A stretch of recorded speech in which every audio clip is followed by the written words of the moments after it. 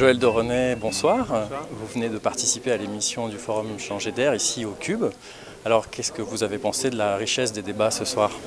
Une très grande richesse par la diversité des participants, mais quelque chose qui reste en filigrane de tout ce qu'on a dit, c'est la difficulté du management dans un monde complexe, avec des méthodes qui sont adaptées du cartésianisme classique. C'est-à-dire selon le principe que les mêmes causes produisent les mêmes effets et qu'il suffit d'analyser un système pour pouvoir le dominer. On n'est plus du tout là. On est dans des évolutions exponentielles, les nouvelles technologies peuvent nous aider et le manager augmenté, ce n'est pas seulement quelqu'un qui est augmenté par des techniques numériques pour aller plus vite ou pour faire mieux, mais c'est quelqu'un qui est augmenté par les gens qui travaillent avec lui ou avec elle. C'est donc dans le réseau social, dans la reconstruction du lien social, du lien humain, qu'on trouvera le vrai management de l'entreprise du futur. Alors justement, les outils numériques ont ouvert l'accès aux informations, ce qui a engendré une redéfinition des pouvoirs. Et nous venons de voir que cela touchait également l'entreprise. Comment aborder cette phase de cohabitation entre hiérarchie verticale et horizontale ?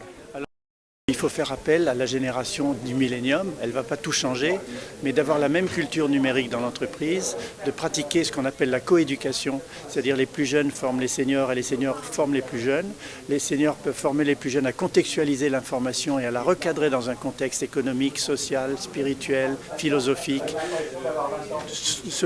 Ne pas être boulimique de l'information, mais être capable de la contextualiser.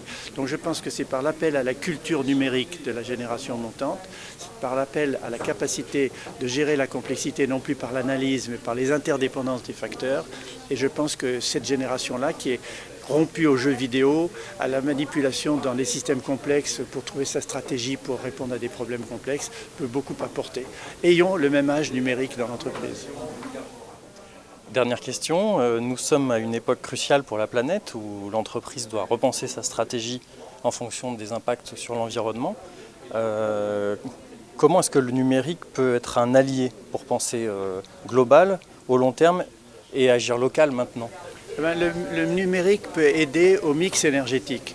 Le développement durable, l'entreprise y est confrontée tous les jours par ses produits, par ses échanges vis-à-vis de ses clients, vis-à-vis de la ville dans laquelle elle est. Or, aujourd'hui, le mix énergétique de 12 énergies renouvelables combinées entre elles, de manière à ce que les énergies transitoires comme le soleil et le vent puissent être combinées à des ressources permanentes comme par exemple l'hydroélectricité, la biomasse ou la géothermie, nécessite une gestion numérique du mix énergétique. Sinon, c'est n'importe quoi. Telle filière est meilleure que telle autre.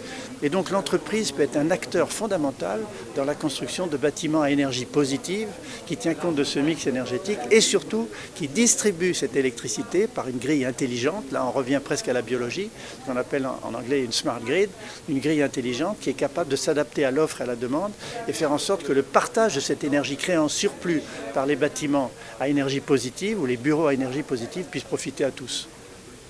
Très bien, je vous remercie.